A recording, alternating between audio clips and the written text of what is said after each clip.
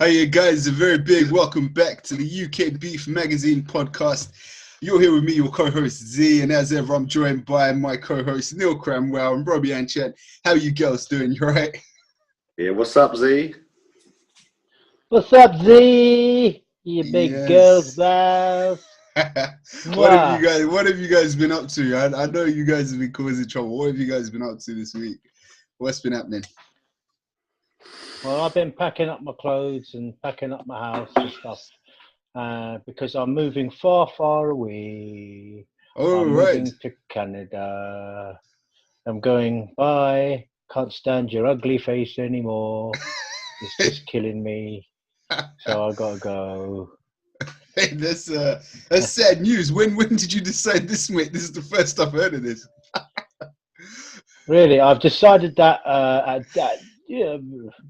about half an hour ago, really, just before we started this podcast. I figured, you know what, it makes perfect sense. It's time to make a move and stuff like Z does on numerous women, and it never works. So, you know, it's time one of us made a move that was going to work. Makes perfect sense. And you, Neil, what have you been up to? Well, unfortunately, the home life has not been good. My two little kids have not been well, so it's been a tiring few days and nights because they're relentlessly having a ball. But apart from that, I've got into the judging side of things now full time, really. So I've done really well over the years with the IBFA, and they've always been really good to me. They're well run. The guys that run behind the scenes and those that are in charge of the federation are just really top guys. You know, that they're all about the competitors. So they've always been there and done it kind of for grassroots bodybuilding, which is kind of a rare thing. But you know, I've done really well with them, and I've competed quite a few years of them, winning titles internationally. And last year I went away and I won the Mr. Universe and then the overall Mr. Universe there. And it was sweet and it was great to win it. But because I'd done it before, it didn't have the kind of, it made me think, you know what, I need a different task, so a different federation, hence why I now compete in the PCA. And it makes more sense to me to judge with a federation you don't compete in. Because I feel it's, you know, it could be ill-advised. You know the competitors you're up against and you're going to be judging them. I don't know if it's, when you know people too well, I don't think it's fairly judged. So, you know, I wanted to give back something to the IBFA or to bodybuilding, you know, and I'm 41 now. I'm not going to give up competing yet. I mean, my plan from the days I started competing 20 years ago was to get on stage in my 50s. You know, because there's not many 50-year-old guys that don't sport a beer belly and have given up on kind of, you know, trying to look fit and healthy. I know there is still in the bodybuilding community, but it's a rare thing. So I'd like to still have one of them physiques that you could stand on stage and be shredded and holding muscle at 50. That would be the plan. But, you know, your joints, your knees, your back, I mean, I've suffered loads of injuries over the years and they kind of a bit more apparent now. So I will end up doing less competitions than I used to, because I used to be mad for competing. But I don't like to get too away from the sport. I think if you get too away from it, you start to disinterest yourself with it. And judging just seems a natural progression, you know, because in 20 years of competing and prepping clients and posing clients, you know, I've done all that, and it's actually quite easy for me to see, you know, a panel of competitors walk on and you know who wins. I mean, when we done the PCA finals and we're sitting in the audience, I mean, me and Rob were picking, you know, the top sort of 6 and the top 3 really quite fast, because we've done it for so long, and it's not hard. It's not a hard thing to do. You know, I'm a stickler for things being done properly, and so I would pride myself in judging it correctly and looking at pose for pose with competitors. And I've been doing a little bit of judging now and then over the years to keep my hand in it. It's something I quite enjoy. And it gives you a new perspective, and also gives you a new enthusiasm into your own training and stuff, because you'll see competitors that are inspiring to you to see on stage. and it might give you a kick up the arse when you're losing a little bit of motivation yourself, depending on the time of year.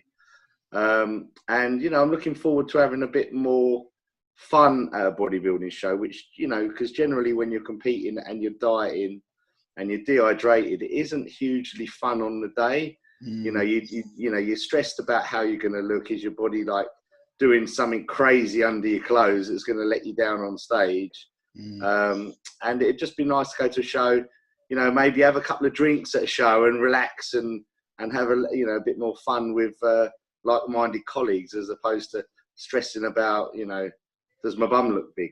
That kind of thing.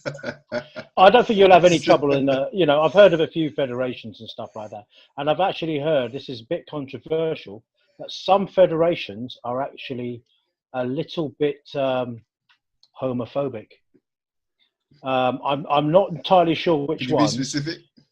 No, not at all. I can't be mentioning anything about your family on here, Z. So yeah, no, I won't mention any names, but I've heard that some federations can be homophobic, and I really found that out for myself when I was going backstage, trying to oil up some of the competitors. I was told in no uncertain terms to you know, sod off and get back on the judging table. So yeah, it's you know, this is just a rumor, as I heard anyway. I don't know how true it is. That's a great bit of information. So Neale, like we've obviously talked about a lot of judging stuff. Like, just a quick question for you on that. Like, what sort of judge are you gonna be? Are you gonna be like a stickler? Are you gonna be like one of these judges that has people around your gym train? Like, what sort of judge do you want to be? Like, I'll be up for bribes.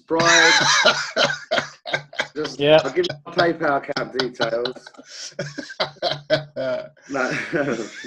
I mean, see, when I've judged before in the past, I do take it quite seriously, because as a competitor that's done it for years myself, the last thing you want is to be unfairly judged.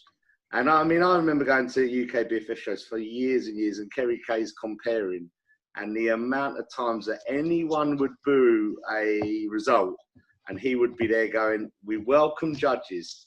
We're all doing this, you know, for free. You know, judging isn't a paid thing. Something you're giving up your weekends, your travel time, away from your family, etc., because you want to try and give something back." There's too much rustling going on there, so you can't hear me. Sorry, mate. And yeah, so I take it quite seriously, because I would like to be taken seriously and fairly judged myself on stage. So when I've done it in the past, if there's any guys I know really well, if I've prepped people for the show and they're on that class, I would ask to sit out of them classes from the start, because I would want them to be fairly judged and for me to have an unbiased sort of judgment. Because when you've put, 16 weeks into someone's endeavour, you really want them to do well, regardless of, if they are the rightful winner. I think you kind of lean towards that person. So, I would sit out of them, because that way I'd like to see them fairly judged and not any biasness. But you do see that going on. I mean, I've seen it going on internationally for years, unfortunately, because, that's the way the sport is. But, all I think you can do is be honest to yourself.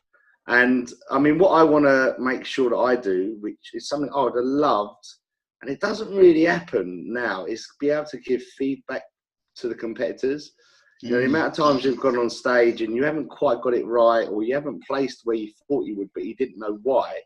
And then your email or phoning up judges, because the gyms that they work at, or you're emailing them asking for some critique or some, words of wisdom, or what you need to do for the next, competition that you do.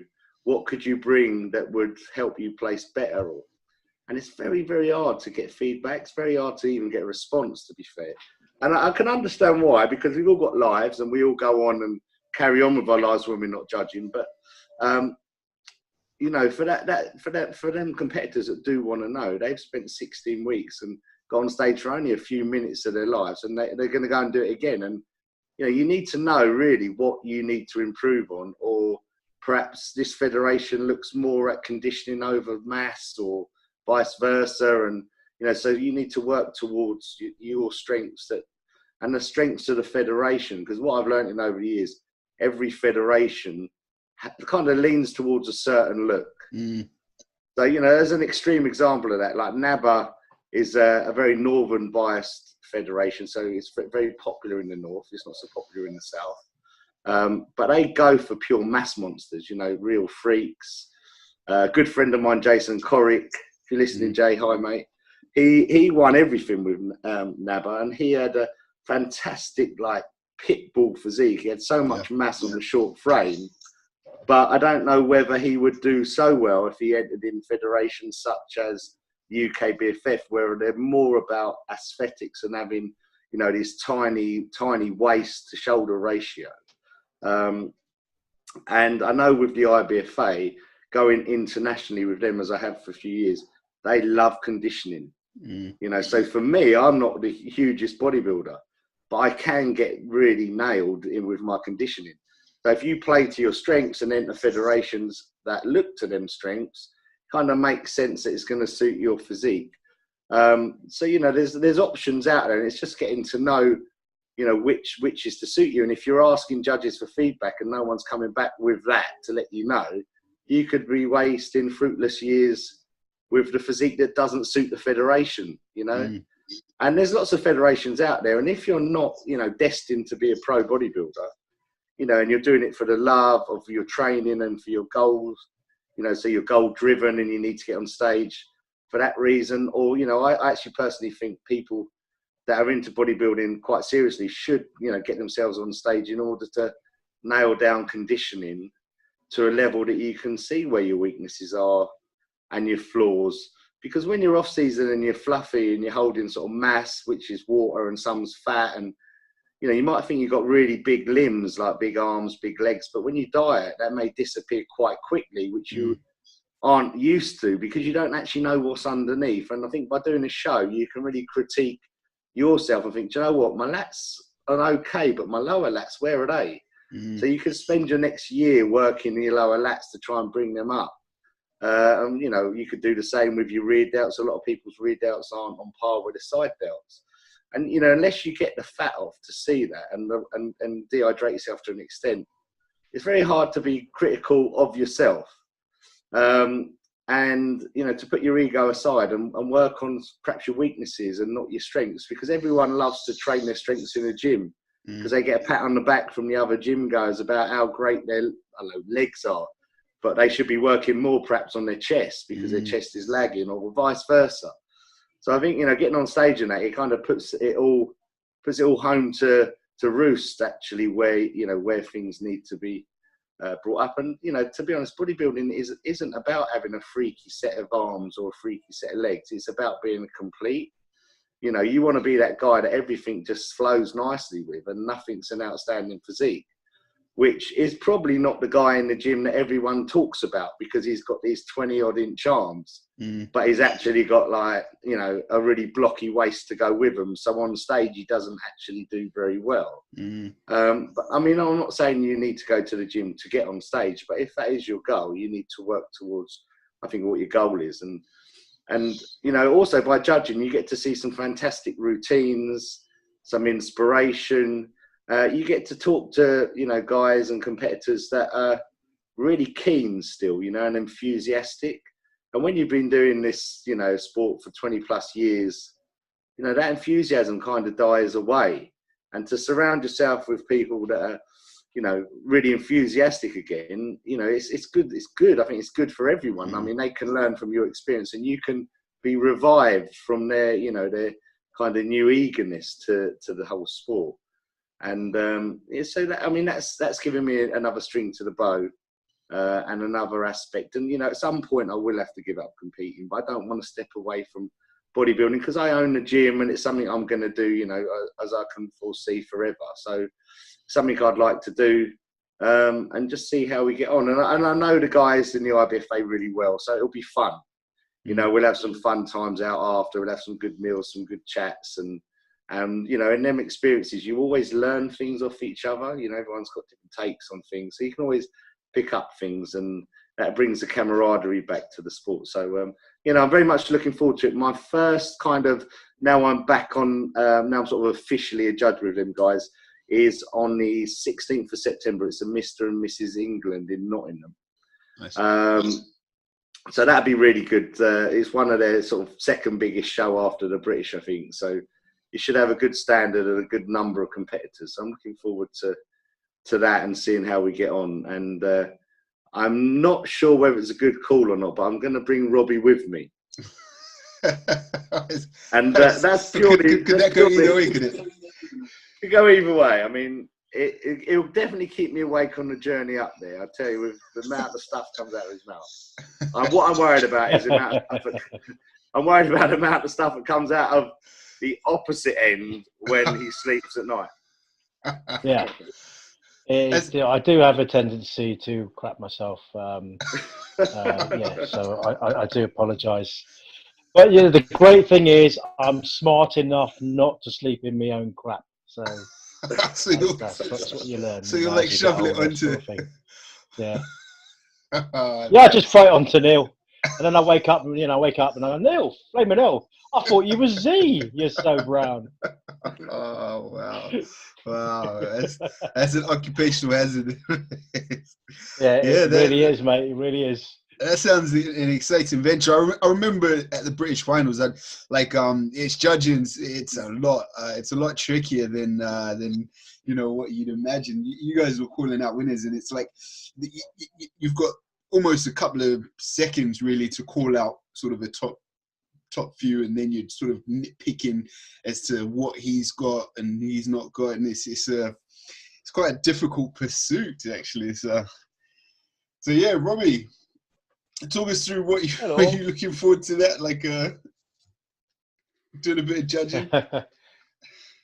Yeah, well, I mean, I've done plenty of judging myself in the past as well, and I really kind of definitely enjoy giving something back to the sport, just as Neale said.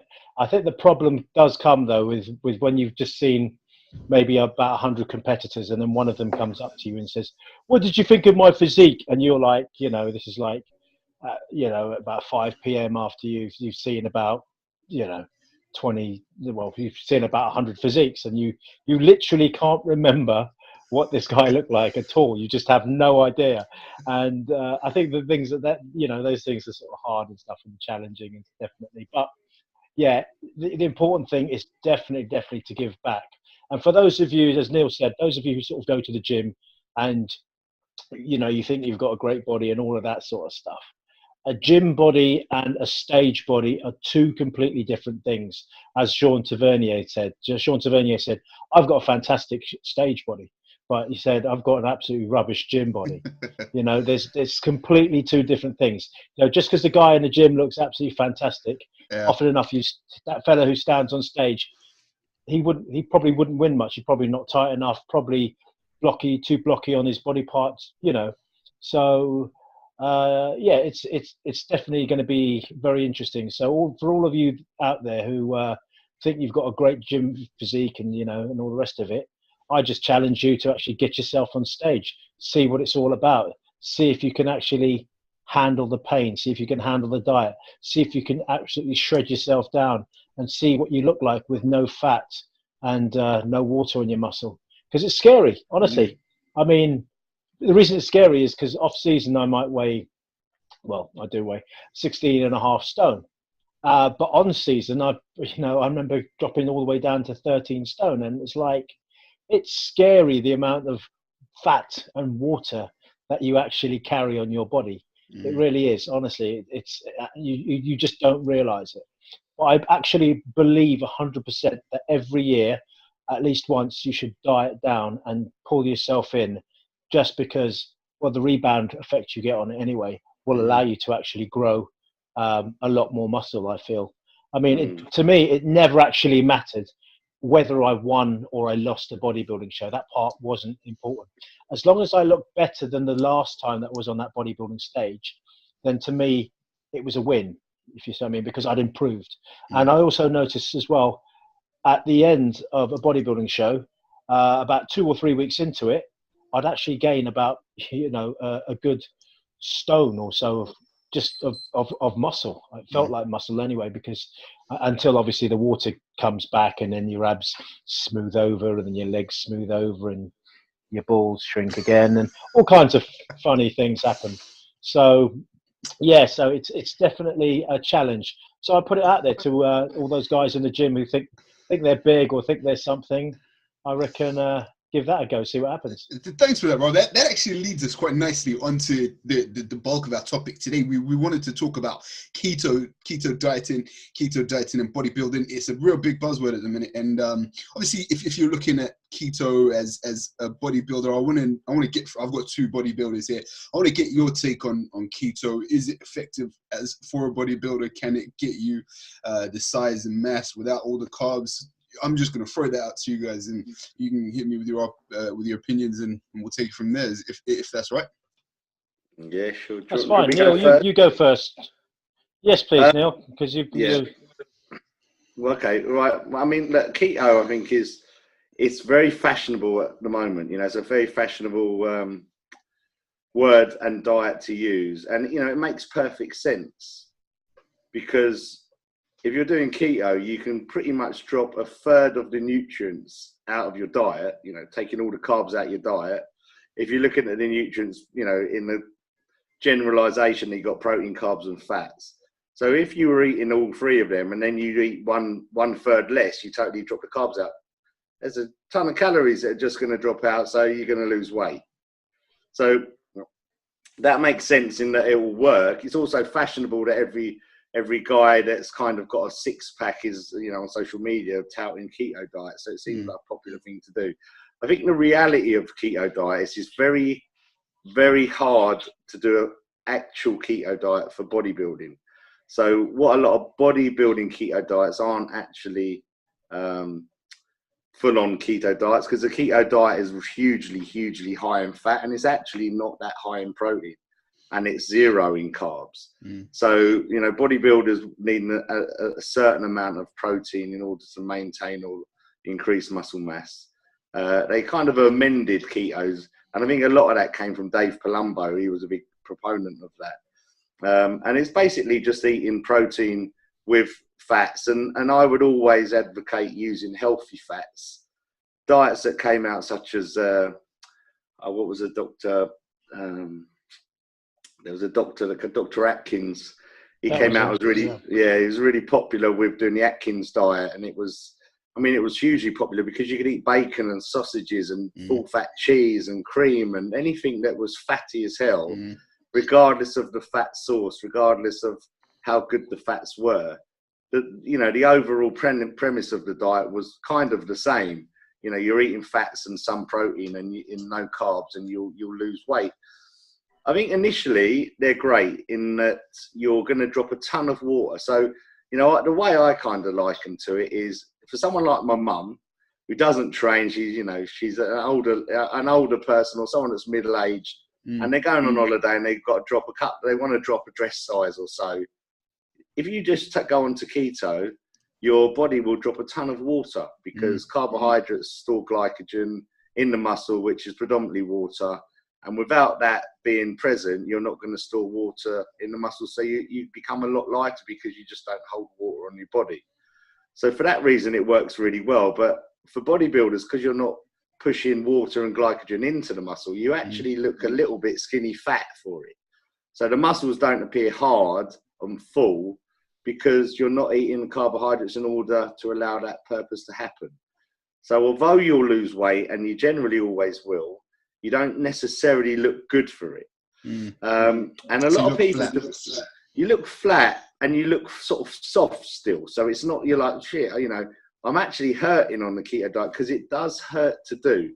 You know, the keto diet, where your body's used carbohydrates for fuel for perhaps all your life or for good priority of your life, and you just drop them out, it can lead people to do some crazy things like they don't know where they are, they've driven past the turning on the M25, or they're driving to work, but they ended up back at home, and they're just crazy things because their brain function isn't there.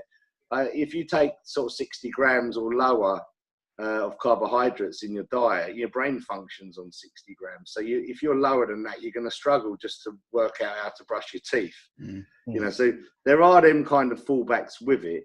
I've done keto for a few years. In fact, you know, going back 20 years ago when I got into bodybuilding, that's the first style of diet I'd done, and I used it a lot for years.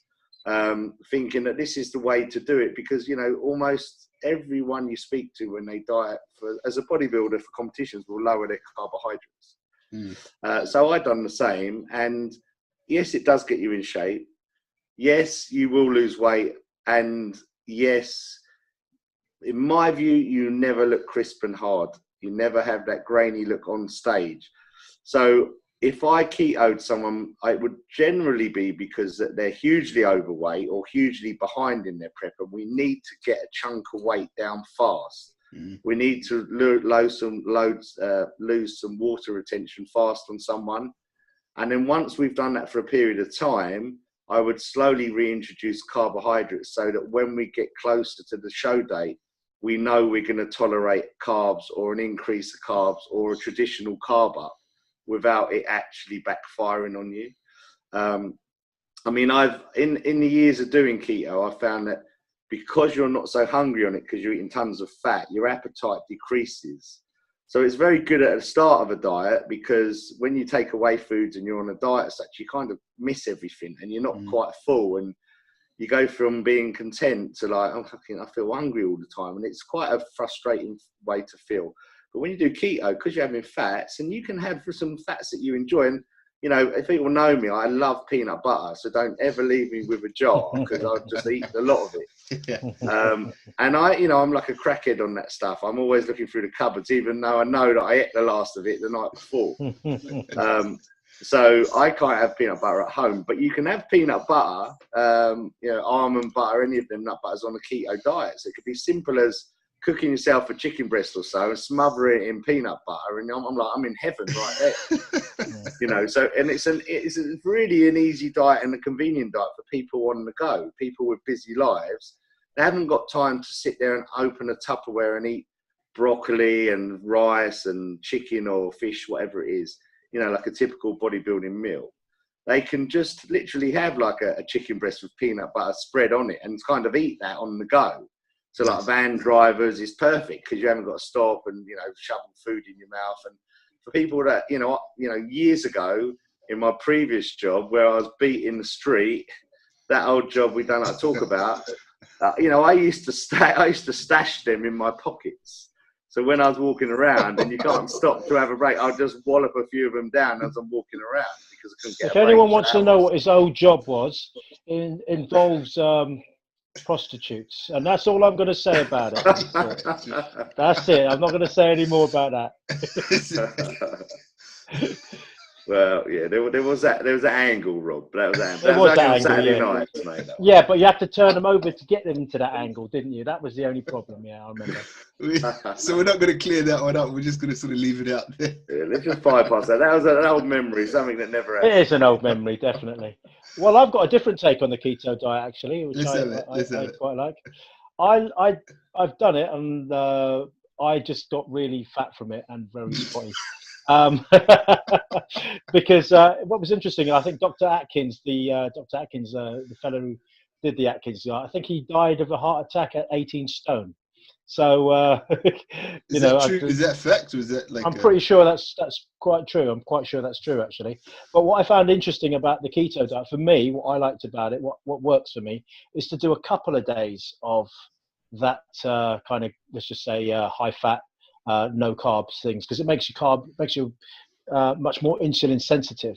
But then on the third day, I would actually add carbs back into the system, but not massively huge amounts. I probably only add about between 150 and 200 grams of carbs back into the diet.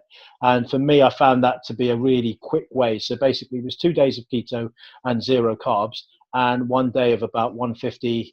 And I found personally that was a really kind of good way for me to sort of like not go crazy.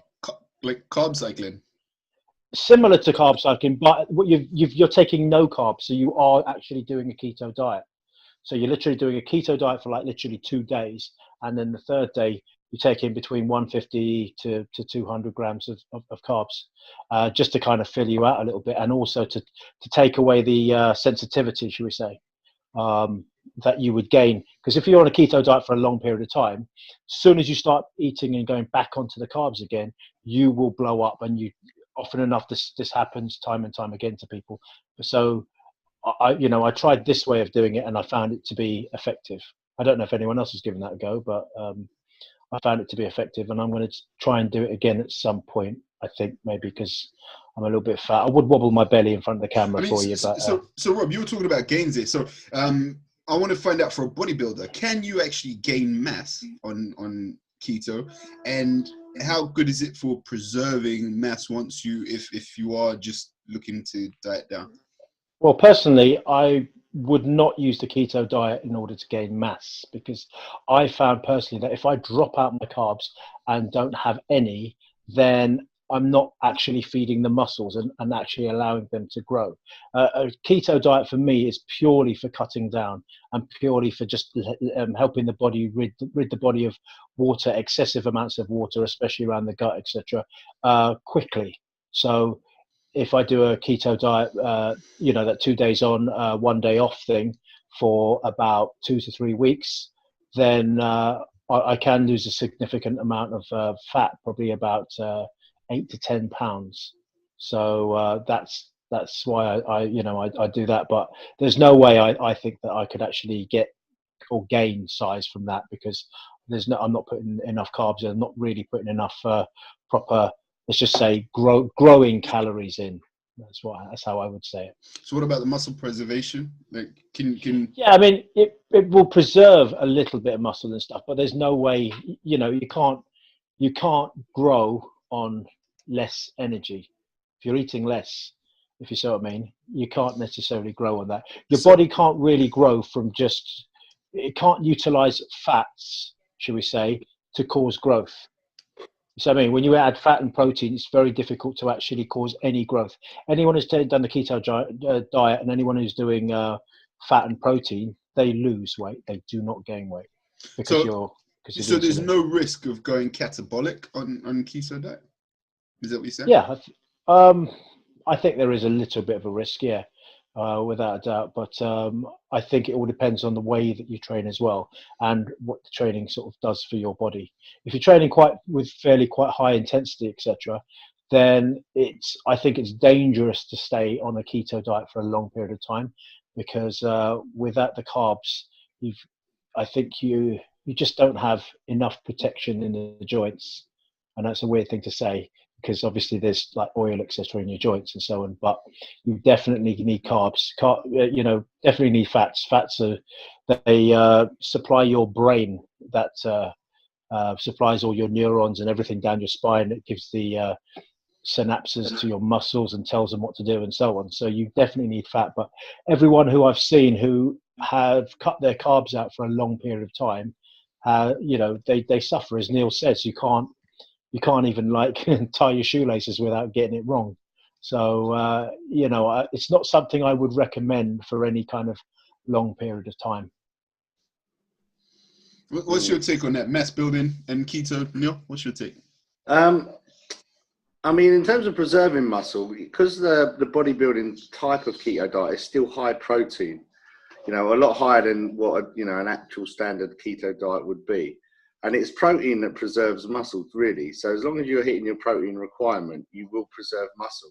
Where it's hard for you to grow muscle is where carbs are important, is that their role in the body, apart from energy, is that they're protein sparing. So when you have carbs in your body, it allows the protein or any extra protein that you eat to actually do a job of repairing, rebuilding, and hopefully growing more muscle. When you have no carbs in your diet and you're using keto, your body has to turn protein through glucogenesis into an energy source, which is very hard for it to do. So it tries to convert protein into carbs, if you like, in order to get energy when it needs it. So you end up taking away the protein in your diet, which you would normally have to rebuild muscle just to provide energy for your body. So I think that side of it's hard to gain mass, but only in that the body has to work a lot harder in order to use protein as energy. And obviously you can eat a hell of a lot more protein, so it can convert that to energy, and you're still left with a decent amount of protein to build muscle. However, that's hugely expensive, and it's a big tax on your body in order to do it. So it's a tiring way for your body to feel and a tiring way for your body to perform. Where I think keto has a problem in building mass isn't necessarily in the diet, but more so in the training. Because anyone that's done a keto diet, you kind of hit the keto wall in your training.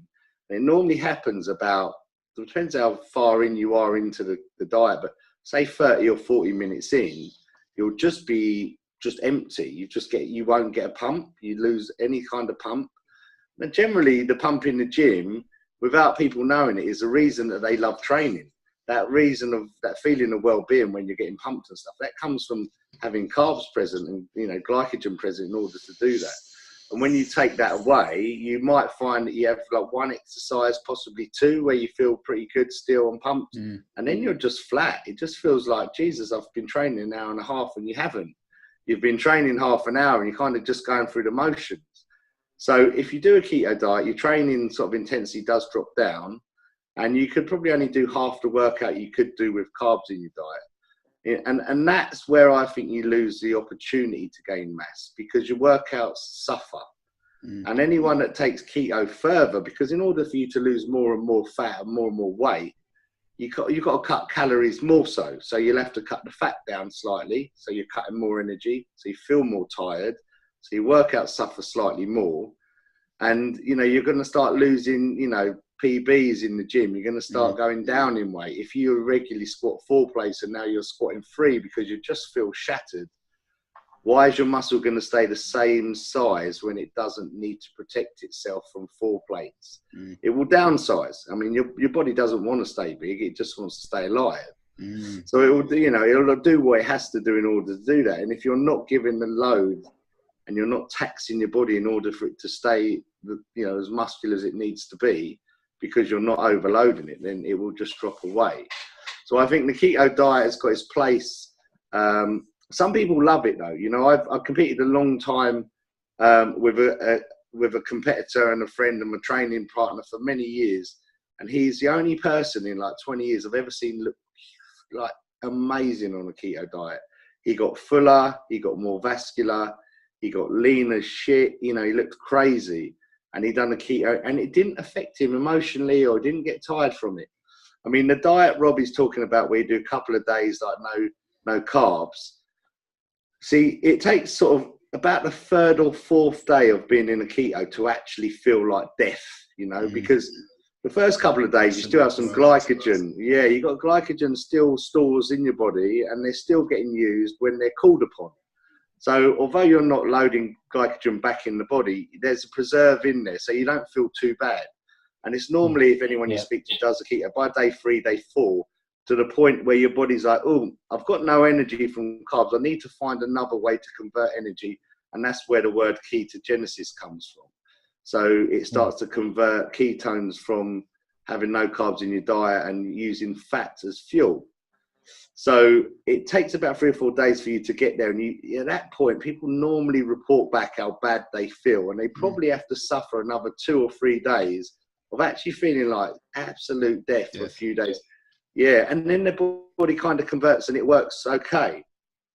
So at that point, once you're working okay, you actually feel all right again. You kind of come out the other side and you're doing okay energy-wise. The gym side of it will always suffer because you're not giving yourself carbohydrates, so you can't train as long. You know, and I'm more of a believer in the old-fashioned way of energy in, or calories in, calories out. You know, so your energy input versus your energy output. So for me, if you can train in a gym for longer and harder, and thus burn more energy and burn more calories than you put in, that's a more simplistic and easy way to lower body fat. So that's kind of the way I prefer to do it. But I mean, I often do with clients, put them on a keto at the start because they're hugely overweight, away from where they need to be. And then once we're kind of 4 weeks in and they've got past the suffering part, then I'll slowly reintroduce and transfer their body round into carbs. But for that, you have to be tentative. It depends on the person and how far down they are. But if you get someone fairly lean, their metabolism works fairly well and you can reintroduce carbs, and that would be the stage to kind of do it. But you can't go from eating a keto diet to putting in carbs in your diet at most of your meals and not expect a big jump of weight gain like from the water weight. So you would still kind of eat a similar keto diet, but you'd lower the fats and you'd introduce some carbs at some of the meals, but they would be small amounts. And I generally take kind of 2-week increments. So as the 2 weeks go by, you then again change the ratios of dropping the fat slightly and increasing the carbs slightly to some more meals. And then if you do it like slowly catchy monkey, things work out fine. You know, your metabolism's working fine at that point, and you end up transferring yourself back into, you know, utilizing carbs fairly well in the diet. Where it can fall flat on its face after you do a keto is once you take something away from anyone, regardless of what it is in life, you crave it more. So you take carbs away from someone, and within a matter of weeks, there's nothing more than they want is to eat a bunch of carbs, whether it's plain boiled rice, which is boring as hell, but just the thought of eating it, people are like going nuts for, you know. I mean, I have guys in my gym do keto, and when we're boiling the rice in the cafe at the gym, and that smell of boiling rice is almost a bit like popcorn, you know, they're like clucking at it, and you're like, mate, it's the most boring thing to eat, you know, because I mean, I eat tons of rice, and it's like it's a tasteless food. But when you've been deprived of that, you always want what you can't have. And where keto can let people down is they'll have a taste of some carbs, and then boom, they are off the radar with, you know, and they're just shitloading. They've gone from eating carbs or healthy carbs to just shitloading cookies, ice cream, the works in, because taste buds go a bit crazy, and it's very hard to control for some people's emotions. But regardless, if you do a keto diet, I mean, one thing that's been proven is that it lowers some of your hormone output. So you go on it for too long, and your thyroid output starts to lower down, because thyroid works well with carbohydrates in your body in order to turn it over and make it work at a decent normal level. So obviously, if you've got a lower thyroid output, your metabolism is going to run slower, and your output of energy is going to be less. And if you know anyone, as an example, if you know anyone with an underactive thyroid, they tend to be overweight. So you don't want to be that person that's dieting hard and your thyroid's now fighting against weight loss. So because you need to refeed it, you need to give yourself a carb refeed day. And that, you know, simply the best way I feel to do it is with wholesome carbs, because you're giving the body what it's asking for, and you're not going to send these huge taste signals where you say, okay, you got a cheat day, go and kill yourself, because we need to get your leptin and your thyroid output shooting again.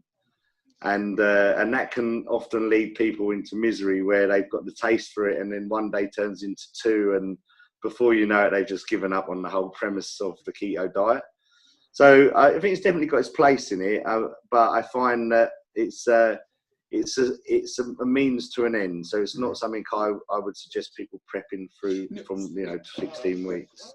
No, you touched on a couple of interesting points here that I want to sort of dig a little bit deeper into. First one really is the performance side of it. I remember sitting down with you. I was doing a bit of keto right at the beginning of the time when I joined Crunch, your gym, Crunch Gym, and I was training okay. I was not spectacular in any sort of weightlifting category, but the second I reintroduced carbs, I was hitting PBs on my squats, on my deadlifts, on my chest. So I really noticed that my performance for a very long time had actually been hindered.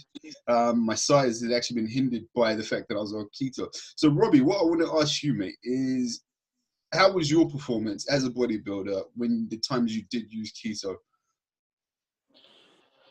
Well, I found that, let's have a think. That was a long time ago, back in 1926, when I was just a lad. And yeah, no, it's interesting. I think what I disagree with. Because you train pretty crazy. I've seen some of you. Were you pushing out you've seen me train, have you?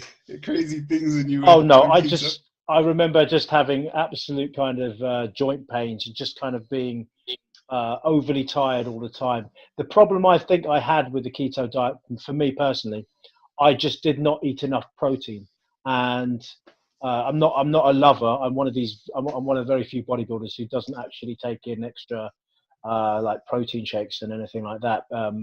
Mainly because I feel personally it affects the liver, and it allows my body to get used to breaking protein down.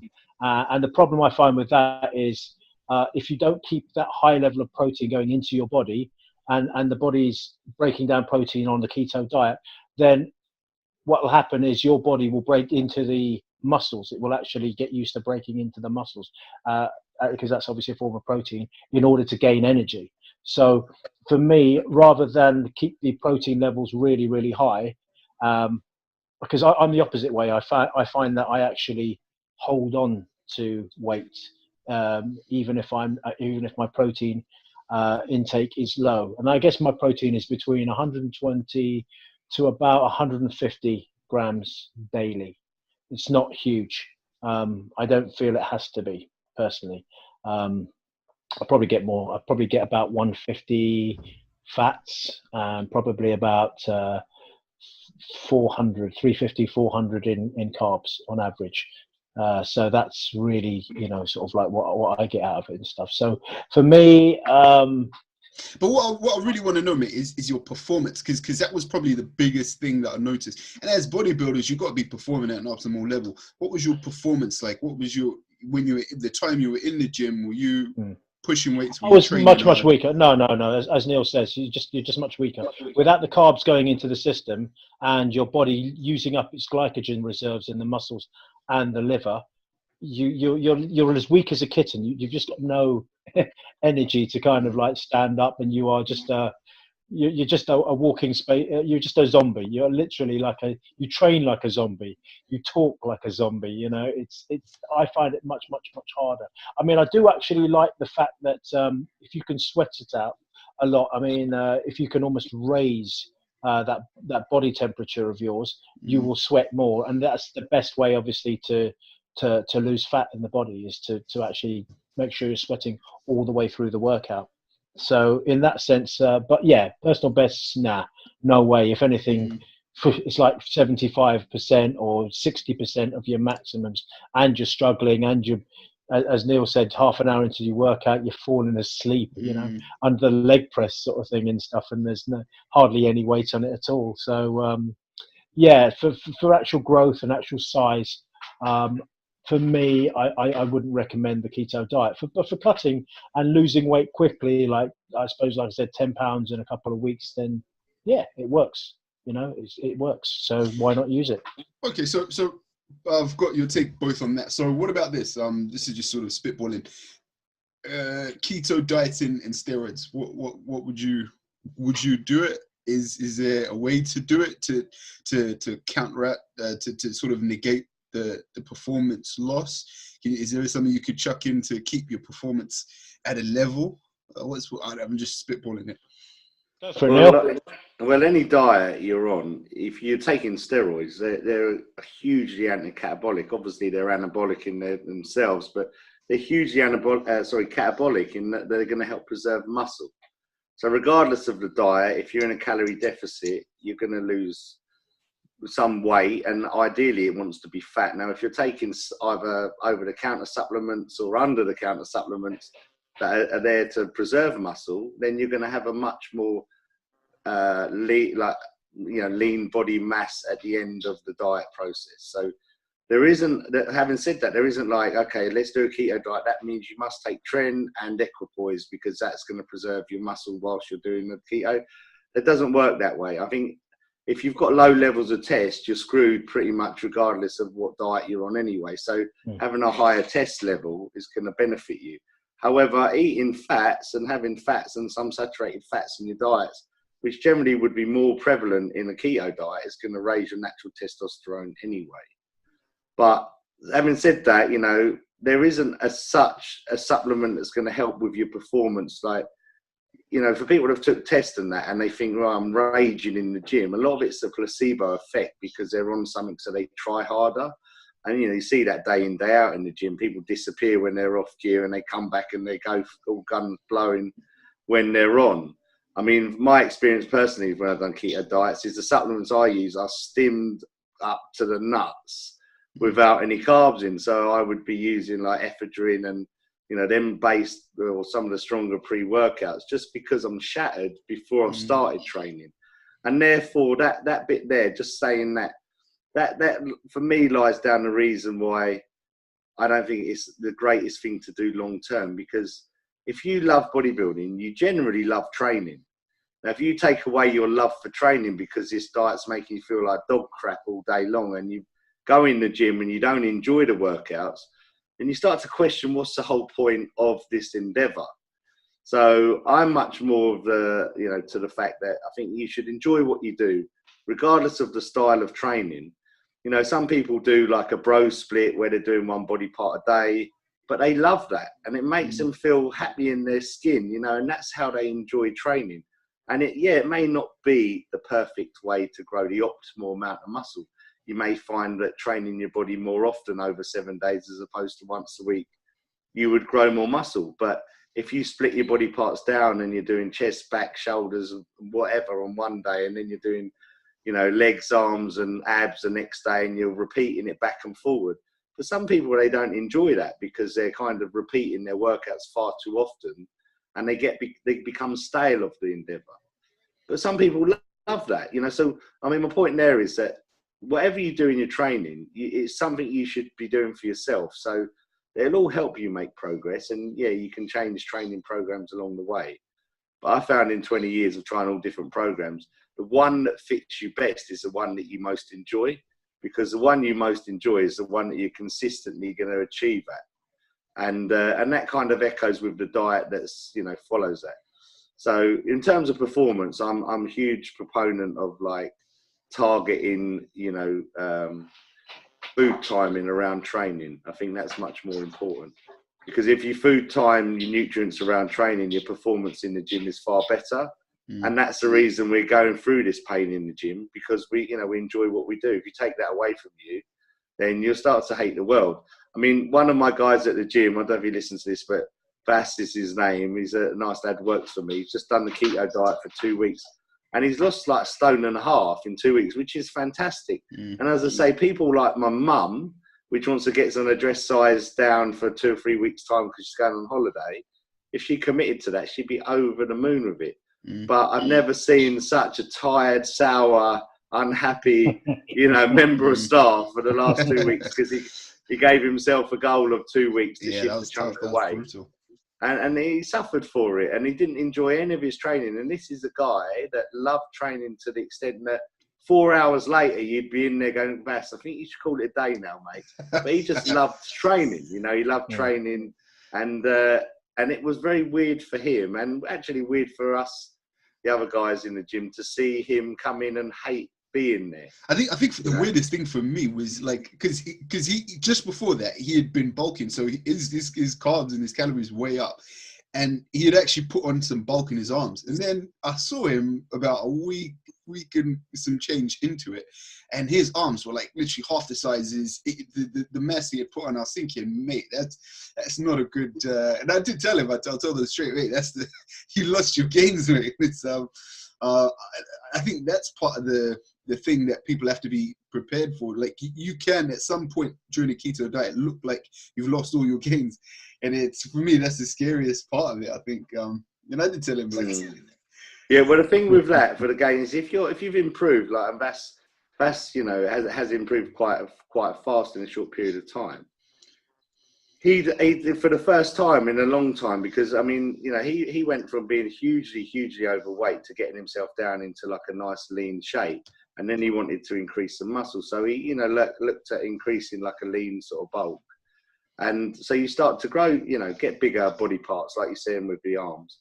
But that muscle needs to marinate. You can't put a bit of muscle on and 2 months later decide to diet and it's going to stay there.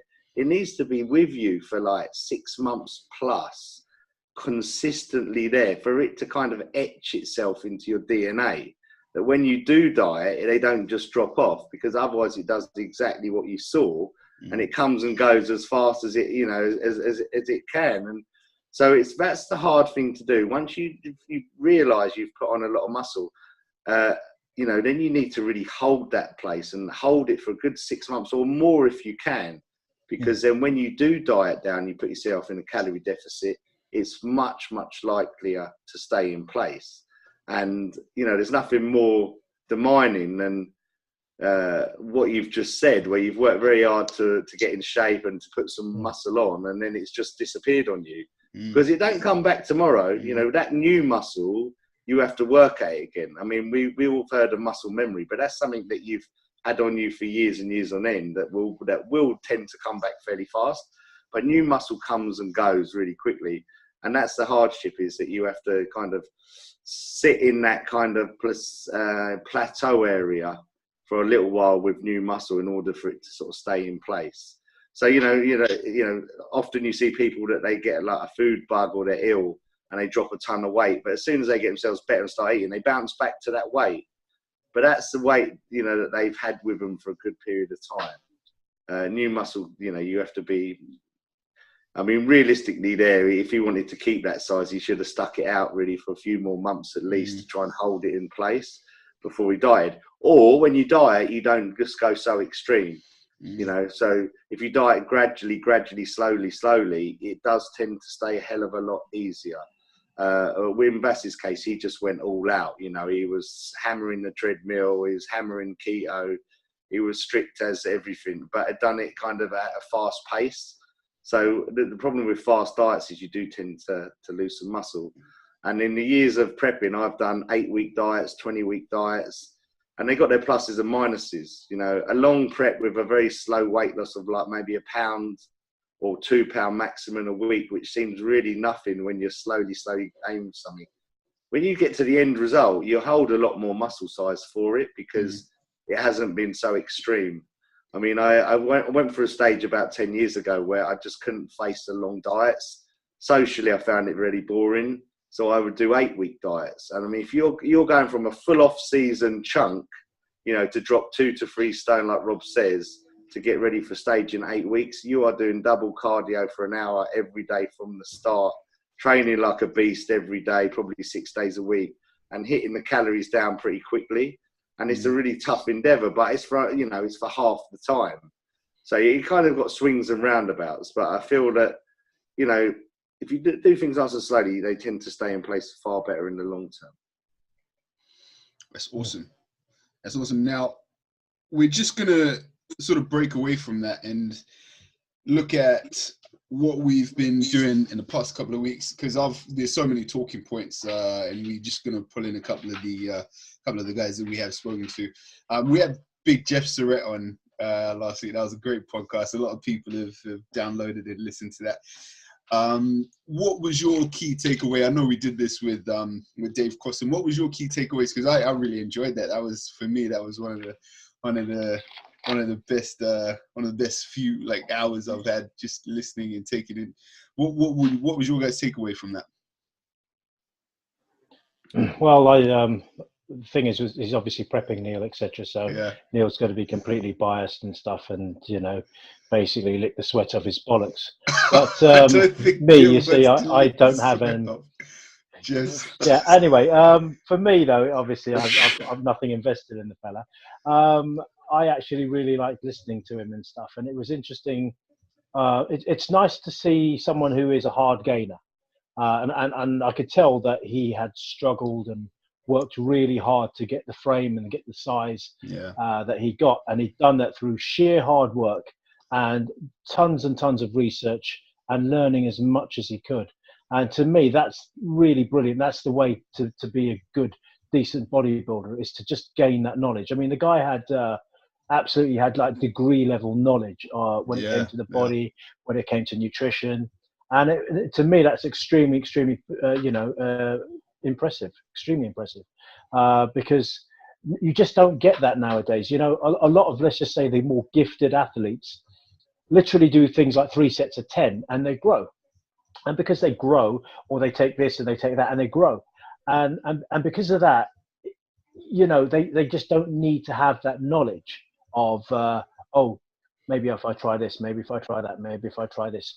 And that's what I really liked about Jeff, to be honest. It was a brilliant podcast. I learned so much just listening to him. I thought he was absolutely amazing. I thought he was really good podcast. Yeah, definitely. I wanted some dirt on Neale. I wanted to find out like a little bit of dirt, like when Neale was like ready to kill someone on the diet or something, and Jeff stopped him. Like we stopped like a potential homicide. So what about you, Neale? What was your take on that podcast? No, I mean, I actually thought it was one of the better podcasts. I actually think today at the podcast we've done, Jeff ones was awesome because he answered the big questions that are kind of really fashionable because they're dangerous, to be honest. So these are the drugs in sport that are kind of the voodoo or the dark side of the sport. And, you know, I haven't had much experience with them because I've tried to always veer to health as opposed to the extremes. But, you know, Jeff's quite happily there telling us how, you know, how he advises you to use them because he'd rather you use them safely than just listen to like perhaps what the gym owner or some big guy in the gym says to do, and you know have got no knowledge as to the experience or the side effects and the bad sides of these drugs. I mean, what I would say from Jeff is that he's a fantastic, knowledgeable guy. He's really easy to work with, and that's quite rare. But I mean, I think where I work with Jeff is that we actually get on really well. We're very sort of like-minded. So a lot of the time with Jeff, I've actually got the answer in my head that I might buzz a question across to him, and he'll give me back the answer that I would have answered myself. It's just that when you're in prep, you kind of start to double doubt everything you're doing towards gym because of the stress of this or that comes with prepping. So that was really cool because, you know, lots of the stuff that he would tell me, he would also back up with the science behind it. So it would leave you with no kind of questions or no stone unturned. You'd feel like, well, that makes sense. You know, that's explained well. And therefore I feel very comfortable and confident in doing that style of process towards the prep, even though perhaps I hadn't done some of them bits and pieces before. But I mean, what I would say with Jeff is, you know, like Rob says there, he's obviously been through, you know, lots of different protocols himself, and he's learned from, you know, his experiences with it. And he actually is very well spoken. He educates, kind of comes across really well. I mean, I used to love the fact that with Jeff through the prep, he would give me voice memos, you know. So whereas with most prep coaches, you only get emails back and forward, which are hard to explain, to be honest, and sometimes they're a bit short. And you feel, fuck's sake, I'm paying you so much money, mate, and you give me a 2 fucking word answer. Can you at least give me some explanation as to the question that I've given you? But then you do get quite pedantic in prep, and you kind of want to know too much a lot of the times. But he would, if anything needed explaining, he would either call me up or send me a voicemail with it all explained. And, you know, I appreciated that. But the main thing with Jeff, which I'd never had with a coach before, and I've only worked with a few coaches, but I've worked with some of the greats in the sports, like Dave Palumbo I've worked with, and Milo Sarchev.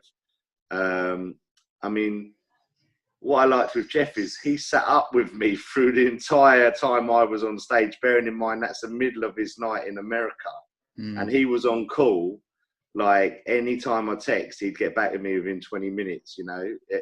Some of the times I'm like, shit, that's definitely woke him up because he hasn't got back to me for half an hour. But then he'd get back to me, you know, and then I started not to feel too guilty when I was winning. So, you know, it's worthwhile because we both got the result, and he's a sound guy. So I think I'll be staying with Jeff for I can't see a reason to change. And now, I mean, at the moment, we're just working on a good lean off season. So I have to still report to him, keeps me on tracks, keeps me from blowing up out of control. We've got a gateway to work towards, and a weight level that we want to stick within, so that it's, you know, it doesn't go on too fast, and so we stay quite lean. So and that suits me because that was my ask of Jeff.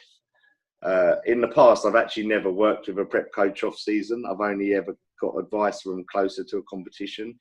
And normally the advice I need is probably in the last 4 weeks when your head starts to go. Because you start doubting things in yourself. And my actual problem is I do too much. So I'll always want to do more cardio or tighten the diet strings too hard. And then that'll bring me in ripped as hell, but I'll be flat for it. And when you pose, nothing pops. So I need someone that I can believe in and trust in to just hold the reins back a lot.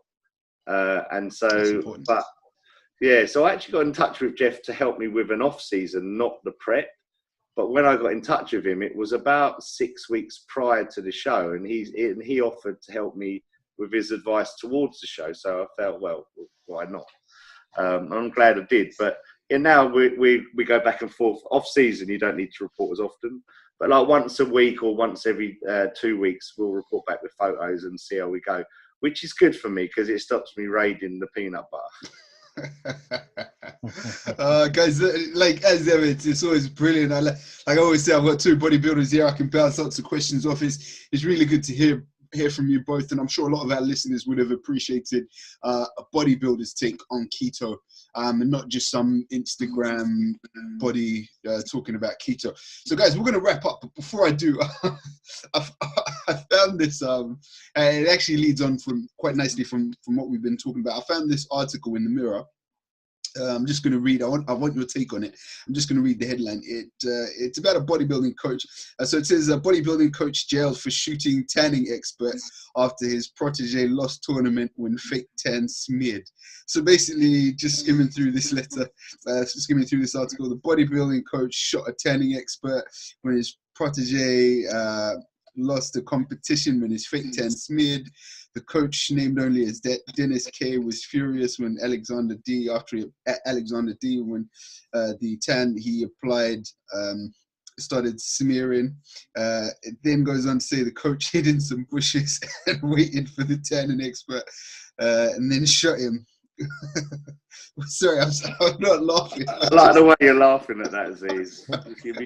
That's not. You shouldn't be laughing at that. You know, how do you feel if I hid in the bushes and stuff, and I saw that your tan was off, and I just thought, Z, you're not looking good today. I'm just going to have no choice. I'm going to have to shoot you to put you out of your misery. I don't see anything funny in that. Do you know what I mean? I'm so sorry. I'm so sorry. Like, it's really insensitive. You're a sick man. You really are. But so Neale's a prep coach. You've done some coaching. You prep. You helped Neale. So imagine if Neale's like tanning guy like got it horribly wrong in it. Yeah, and he ended up looking like you. Yeah, I'd shoot the guy as well. Wouldn't you? Some of the stories bodybuilding throws up. I mean, I don't know. Well, you see, the thing is, see, like things are so much easier now for bodybuilders. Like, well, you don't have to worry about tanning because there's professionals that do that for you.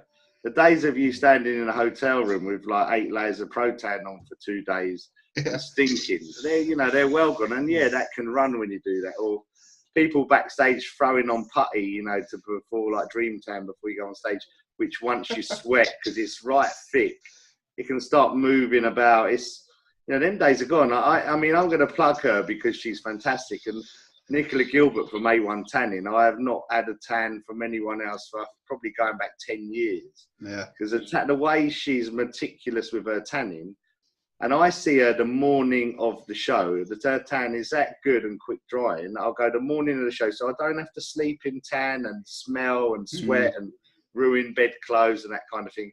I see her the morning of the show, she'll spray me just 1 coat of tan because her tan is that good. You don't need coats and coats of it. And then you have to stand there with a sock on your old chap in the hotel room generally, just while you're drying in like a kind of wide-legged, kind of uncomfortable position with everything waving around.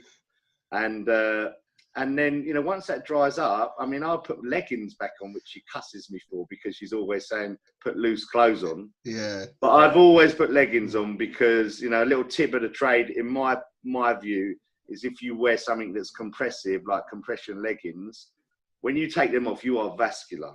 You take them compression leggings off and you're dry and ready to go on stage and you'll be really veiny through the legs. So I've always done that. And the tan's never smeared or rubbed. And to all credit to Nicola, she goes to every show that she's got guys in and she's on the end of her phone and she will find a way to touch up tan or do your glaze before you go on stage.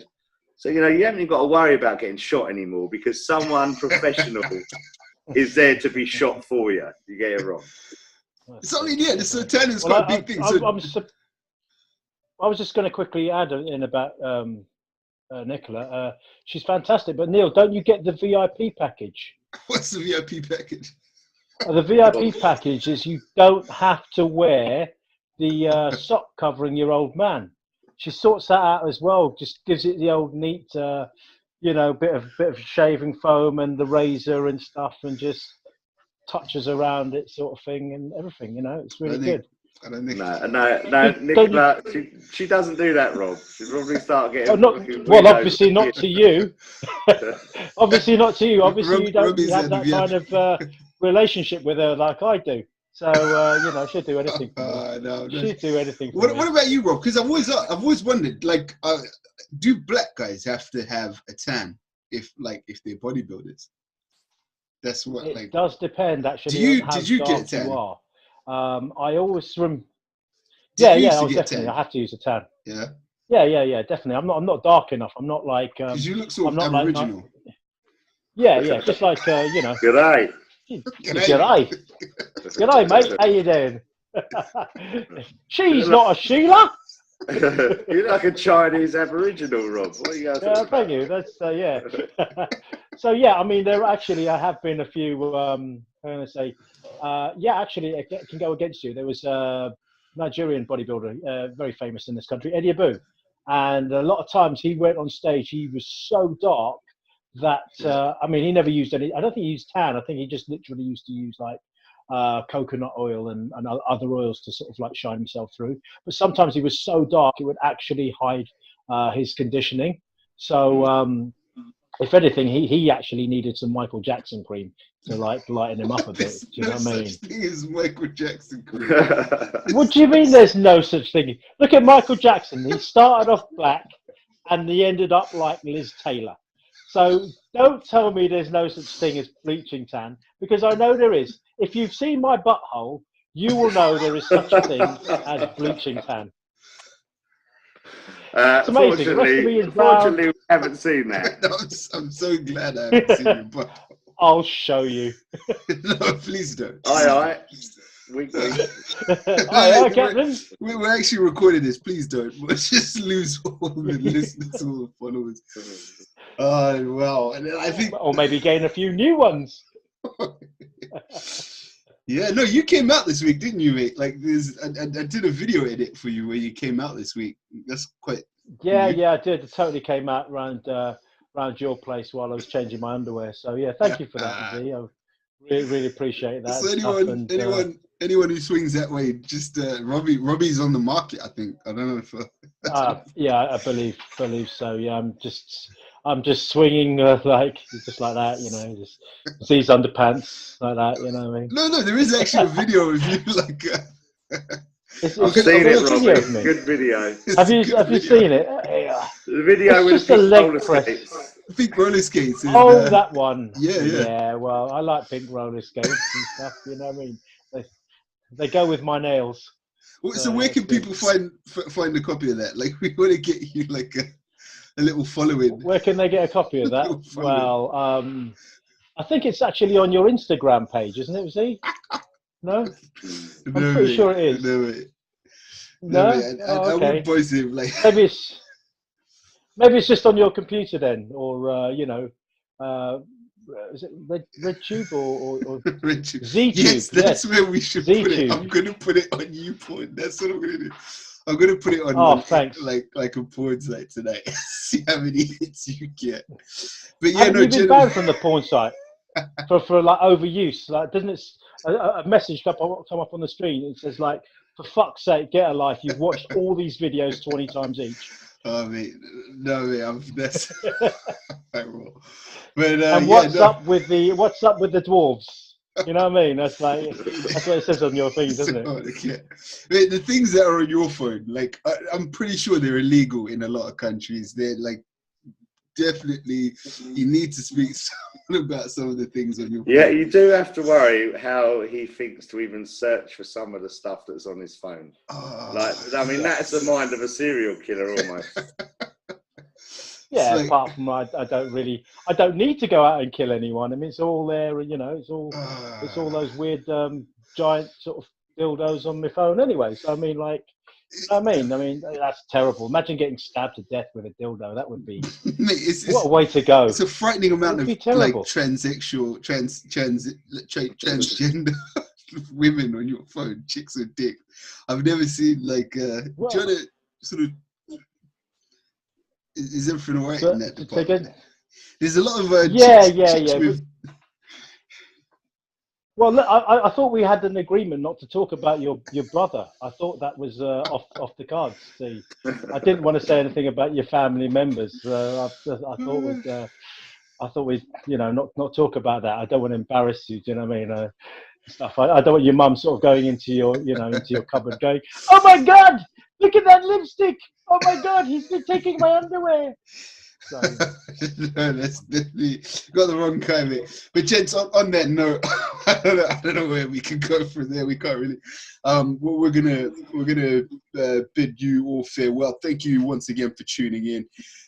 Thank you, Neale, Robbie, for all your insights shared. And guys, catch us on the next podcast. Remember, you can catch the podcast on iTunes as well as YouTube now. I'll post the YouTube link on the podcast summary. Any questions, keep them coming in. All the email and all the details are in there. But yeah, gents, take good care of yourselves. Robbie, stay out of trouble. I'll do my best. But before I go, I do have some interesting information. Oh, there's more. There's more. Oh, yeah. Believe it or not, it's not actually sexual. It's actually a little bit more to do with bodybuilding. Oh, yeah. And yeah.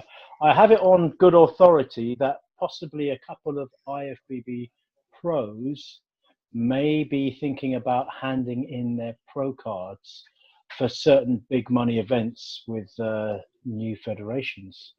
So could you be more specific?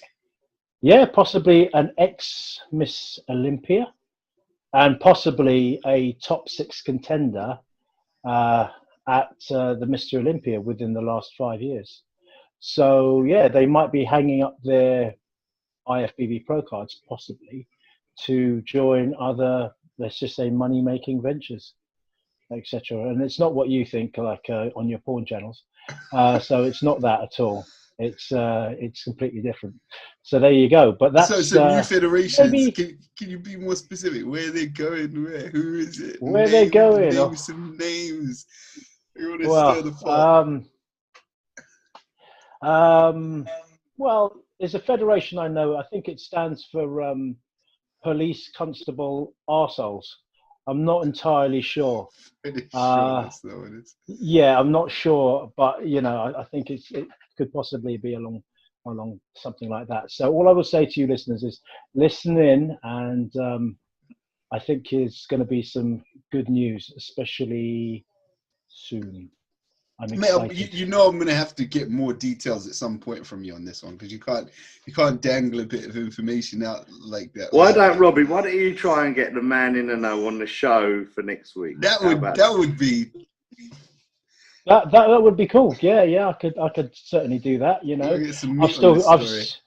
I've still got pictures of him and a couple of tranny hookers, so I can certainly do my best to actually.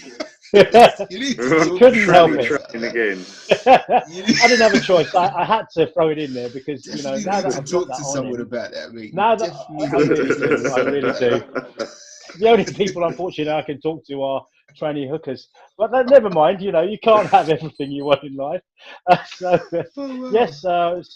Anyway, I blackmailed certain people, etc., and some rather big shots in the world of bodybuilding. And they may or may not be on the next podcast. So all I will say to you is listen in. Oh, yeah. Let's hope so. I'm keeping my fingers crossed. All I can say is just the information is going to be juicy. And I think one of the bodybuilders mentioned has the initials KG. I don't know who that is. He's got no idea. Anyway. I'll just leave it there. All right. Yeah. Next week then.